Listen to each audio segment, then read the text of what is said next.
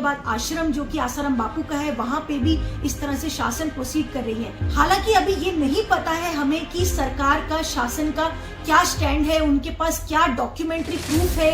लेकिन अगर तो सरकार का ये कहना है कि अवैध कब्जा है आसाराम बापू के आश्रम का, तो इतने सालों से सरकार सोई हुई थी, इतने सालों से शासन सोया हुआ था, क्यों? ये आर्टिकल 300A ऑफ कॉन्स्टिट्यूशन सभी सिटीजन्स को राइट देता है कि बिना ड्यू प्रोसेस ऑफ लॉ, बिना लॉ को फॉलो किए कोई भी किसी को भी प्रॉपर्टी से उसके डिप्राइव नहीं कर सकता। मानव बुद्धदेव यूट्यूब चैनल ने हमारे पास एक नोटिस भेजा है, वो मैं यहाँ नोटिस लगा भी रही हूँ, जो कि आसाराम बापू के अहमदाबाद वाले आश्रम के लिए सरकार ने उन्हें भेजा है। ये नोटिस सिटी मामलतदार साबरमती अहमदाबाद की तरफ से उनको आया है, जो कि उनके मोटेरा साबरमती आश्रम के लिए जो 33,980 वर्ग मीटर जो कुल क्षेत्रफल उन्होंने लिखा है, उतने एरिया को जिसमें कि आश्रम बना हुआ है आसाराम बापू का, उसको सरकार को उन्होंने वापस करना है। और नोटिस में लिखा है कि जो भी सारा कब्जा है वो 5 दिन के अंदर, नोटिस रिसीव होने के 5 दिन के अंदर कब्जा शासन को सौंपना है। अगर नहीं सौंपा तो कब्जा लेने के लिए सरकार उसमें आगे की कार्रवाई करेगी। इस तरह का नोटिस आया है अहमदाबाद मोटेरा के आश्रम को, जो कि आसाराम बापू का आश्रम है। मानव बुद्धदेव ने मुझे ये नोटिस भेजा है। हालांकि इस केस के बारे में उतनी डिटेल जानकारी मुझे नहीं है, लेकिन मानव बुद्धदेव ने ये नोटिस भेजा है हमारे पास, तो कुछ ना कुछ लीगल राय के लिए भेजा है।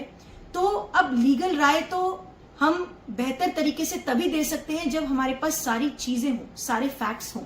लेकिन इस नोटिस को प्राइमा फेशी देखते हुए अगर कोई लीगल एडवाइस हम दें तो वो ये होगी कि नंबर 1, आसाराम बापू के आश्रम वालों के पास अगर सबूत है, प्रूफ है, डॉक्यूमेंट्री प्रूफ कि जो लैंड है आश्रम की, जिसको कि यहाँ पर प्रश्नगत जो कब्जा बताया गया है, अगर उनके पास प्रॉपर डॉक्यूमेंट्स हैं कि उनके पास जो लैंड कहां से आई थी और किस तरह से आई थी, क्या वो सेल डीड से आई थी, गिफ्ट डीड से आई थी, वो सारे डॉक्यूमेंट्स उनके पास हैं, तो इंडीड इस नोटिस को उन्होंने इमीडिएटली चैलेंज करना चाहिए, हाईकोर्ट में चैलेंज करना चाहिए, रिट फाइल करना चाहिए, बिकॉज ये कॉन्स्टिट्यूशनल राइट है हर किसी का।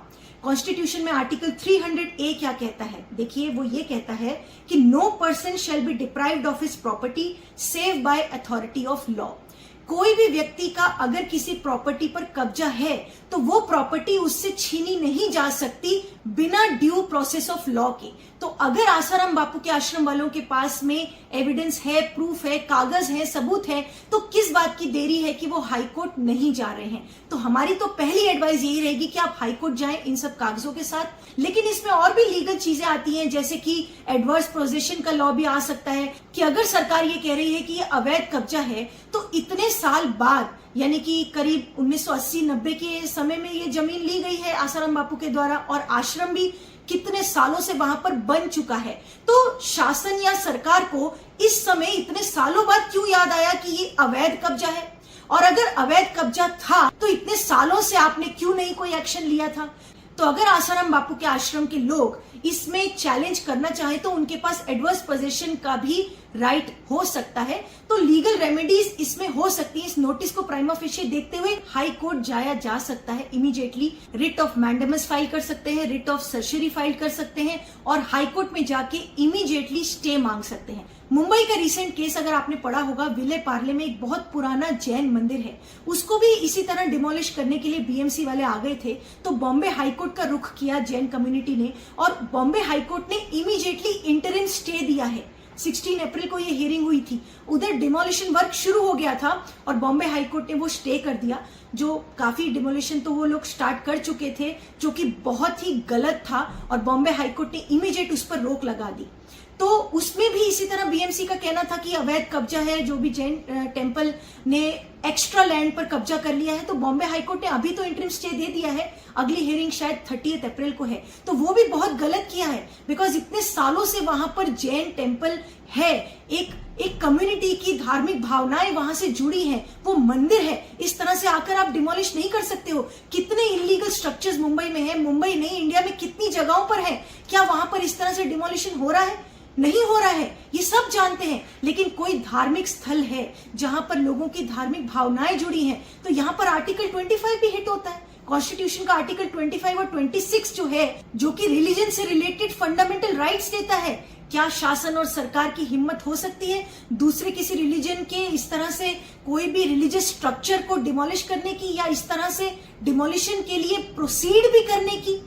तो जैन टेम्पल के साथ भी बहुत गलत हुआ मुंबई में, और उसी तरह अहमदाबाद आश्रम जो कि आसाराम बापू का है, वहां पे भी इस तरह से शासन प्रोसीड कर रही है। हालांकि अभी ये नहीं पता है हमें कि सरकार का, शासन का क्या स्टैंड है, उनके पास क्या डॉक्यूमेंट्री प्रूफ है, लेकिन अगर तो सरकार का ये कहना है कि अवैध कब्जा है आसाराम बापू के आश्रम का, तो इतने सालों से सरकार सोई हुई थी, इतने सालों से शासन सोया हुआ था, क्यों इतने साल? ऐसी बात नहीं है कि 5-6 साल, 12 साल या 15 साल, सन 1980, 1990 से अगर वहां पर आश्रम बना हुआ है और आज आकर आप कहते हो कि ये इलीगल स्ट्रक्चर है, इलीगल कब्जा है और कब्जा हमको 5 दिन के अंदर सौंप दो, तो ये नेचुरली प्राइमा फेशी सुनने से तो गलत ही लगता है। लेकिन लीगली कौन सा पक्ष के पास कौन से डॉक्यूमेंट्स हैं, वो हाई कोर्ट में कितने टिकेंगे, वो प्रॉपर डॉक्यूमेंट्स हमारे सामने आने के बाद ही करेक्टली हम ये समझ पाएंगे।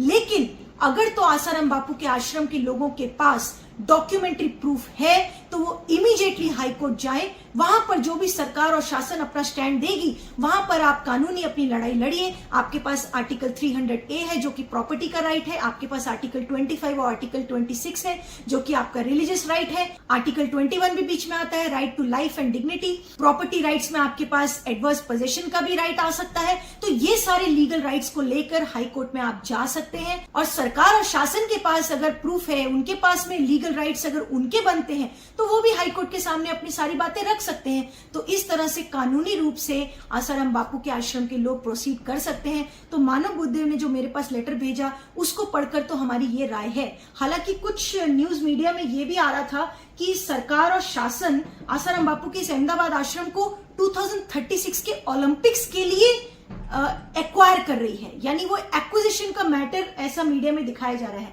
लेकिन ये जो नोटिस मानव बुद्धदेव ने हमारे पास भेजा है, इस नोटिस में एक्विजिशन या लैंड को ओलंपिक्स के लिए एक्वायर करने के बारे में कुछ नहीं लिखा है। इसमें तो ये लिखा है कि अवैध कब्जा है और कब्जा वापस शासन को लौटाया जाए। तो दोनों डिफरेंट स्केनारियो हो जाते हैं। एक्विजिशन अगर होता है तो उसके लॉ डिफरेंट हो जाते हैं, और अगर अवैध कब्जा की बात है, पोजेशन की बात है, प्रॉपर्टी राइट की बात है, तो वो डिफरेंट हो जाता है। तो जो भी है, लेकिन लॉ इस बात में स्ट्रेट है that no one can be deprived of his property save by authority of law. ये आर्टिकल 300A ऑफ कॉन्स्टिट्यूशन सभी सिटीजन्स को राइट देता है कि बिना ड्यू प्रोसेस ऑफ लॉ, बिना लॉ को फॉलो किए कोई भी किसी को भी प्रॉपर्टी से उसके डिप्राइव नहीं कर सकता है।